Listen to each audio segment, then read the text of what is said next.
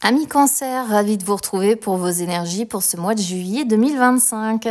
Comme d'habitude, je suis allée chercher une petite carte pour savoir comment vous alliez vous sentir sur ce mois de juillet. Eh bien, écoutez, j'ai eu l'indécision.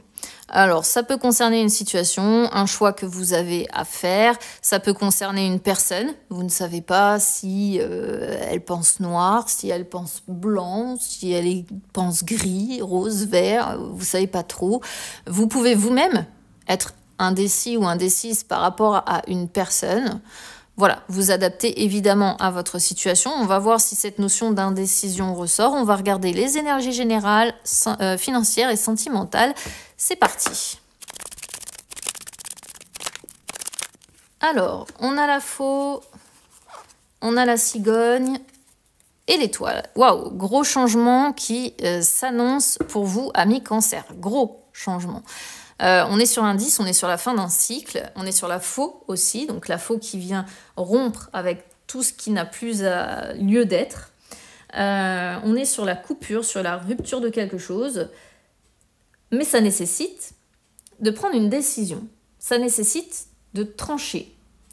Ça peut, pour certains d'entre vous, peut-être pourquoi pas représenter un procès, quelque chose qui, ça y est, ça va être tranché, ça va être décidé, ça va prendre fin et les choses vont s'améliorer, vont s'apaiser. Parce qu'ici, on pourrait être sur une femme avec des enfants, pourquoi pas.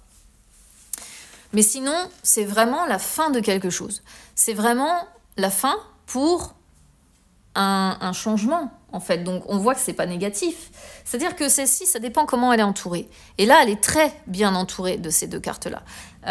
Donc ici, on est vraiment sur la bonne récolte, sur le changement important à venir, le départ, la renaissance, le renouveau. Ça peut être un déménagement, ça peut être une amélioration de votre vie, ça peut être un réagencement, pourquoi pas, de votre chez vous. Ça peut être... C'est vraiment les gros changements. Ok ? Donc, on voit qu'il y a vraiment une fin de cycle, quelque chose qui bouge, quelque chose qui doit être tranché de manière nette, de manière saine.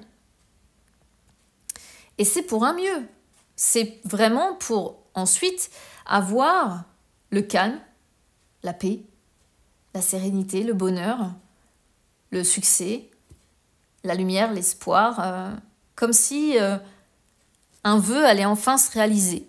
Quelque chose que vous avez peut-être attendu depuis un certain temps. Ça peut parler de guérison, de progression, de réussite aussi avec de la patience. L'étoile est quand même une carte lente, je le signale. Mais on sent que c'est une décision que vous allez devoir prendre avec le cœur. Parce que la cigogne, c'est ce qu'on entreprend aussi. Enfin, la cigogne associée à l'étoile, c'est ce qu'on entreprend quand on entreprend des choses qui tiennent à cœur. Très belle coupe, ça. Vraiment.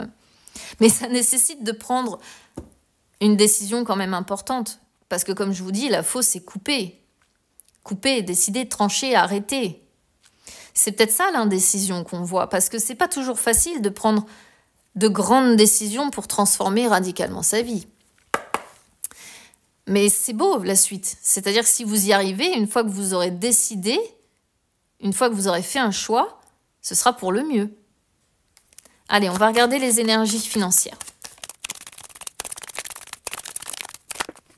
Regardez-moi ça. Signature, joie et patience. Il y a vraiment quelque chose qui va se concrétiser pour vous, amis Cancer. Qui va nécessiter de prendre une décision, qui va nécessiter de signer des papiers, quelque chose, d'imposer sa signature en tout cas quelque part. Mais c'est pour un mieux. C'est pour un mieux, mais on sent encore une forme d'indécision, effectivement. Comme si vous preniez votre temps pour vous décider, pour passer ce cap, alors que pourtant la suite est belle. Mais peut-être que vos expériences du passé vous ont appris aussi à faire preuve de patience, à ne plus vous précipiter et à bien réfléchir avant de prendre une décision. C'est aussi une possibilité, mais waouh, quel tirage, quoi. Vraiment, quel tirage. Allez, on regarde les énergies sentimentales.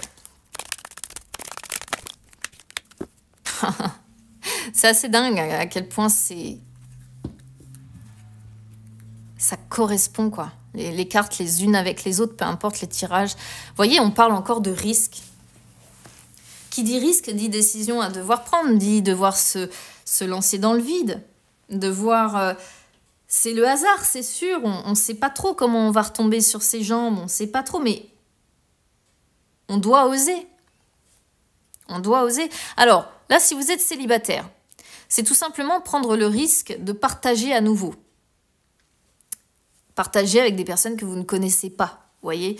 C'est-à-dire que si vous recevez une invitation, osez dire « Allez, je me lance en fait. Même si j'ai eu des mauvaises expériences par le passé, eh bien, je vais oser. Je vais oser me lancer dans le vide, je vais oser aller voir cette personne, je vais oser répondre à cette invitation, je vais oser aller partager des moments avec cette personne-là qui m'invite, qui me fait une surprise, qui me fait une demande. » On parle d'invitation hein, quand même hein, ici, donc si vous êtes célibataire, il peut peut-être y avoir une indécision par rapport à ça. Qu'est-ce que je fais? Est-ce que je prends le risque? Est-ce que j'y vais? Est-ce que j'y vais pas? Est-ce que je me lance? Est-ce que je me lance pas? Je sais pas. Je dois prendre une décision. Je dois oser y aller en fait. Je dois oser partager à nouveau et sortir et répondre à cette invitation de cet inconnu, de cette personne que je ne connais pas. Voilà. Si vous êtes célibataire, c'est vraiment ça le message. Maintenant, si vous êtes en couple, alors ici, si vous êtes en couple, c'est, je pense qu'il y a quelque chose qui vous concerne tous les deux. Quelque chose d'assez, où il faut prendre des risques. Vous voyez, en fait, j'ai envie de dire presque se mettre un petit peu en danger. Se mettre en danger, c'est pas forcément négatif, encore une fois, parce que ça peut aboutir sur quelque chose derrière de positif. Parfois, on sort de sa zone de confort, on se sent pas à l'aise, on se sent pas terriblement bien, on se sent pas, voilà, dans son élément. Et pour autant, la suite, est ce que la vie nous réserve, et c'est magique. Et là, on a l'impression que l'un comme l'autre, il va falloir que vous osiez franchir un cap et vous mettre un petit peu en danger, en fait, entre guillemets, pour vivre quelque chose de plus inattendu encore. La vie vous réserve des choses, hein, là, mi-cancer sur ce mois de juillet. Quelque chose d'inattendu, quelque chose, voilà, que vous n'avez peut-être encore jamais vécu auparavant. Vous voyez ce que je veux dire? Quelque chose que vous ne connaissez pas, dont vous n'êtes pas habitué à ça. Quelque chose d'inattendu, de surprenant. Après, on parle encore une fois quand même de fluidité, hein, si vous êtes en couple. Hein. De fluidité, de partage des moments avec l'autre, hein, évidemment. De partage, d'invitation. Encore une fois, j'insiste, mais vous allez vous inviter, donc on pourrait être sur deux personnes qui ne vivent pas forcément ensemble, ou alors, si vous vivez ensemble, eh bien vous allez avoir une petite surprise qui va vous être réservée dans le courant du mois de juillet. Alors c'est encore l'anniversaire de certains, ça pourrait être lié à ça. Mais c'est beau quand même comme tirage, vraiment très beau. Mais j'ai l'impression que cette indécision qu'on voit dès le début, c'est lié au fait que là, la vie va vous forcer à sortir de votre zone de confort pour avoir le privilège de vivre quelque chose d'encore plus beau. Voilà ce que je peux vous dire, amis cancer. J'adore ce tirage, je vous le dis. Donc, écoutez, je vous souhaite un très beau mois de juillet et puis un très bon anniversaire pour ceux qui sont concernés. Je vous embrasse bien fort et puis on se retrouve très vite. À bientôt.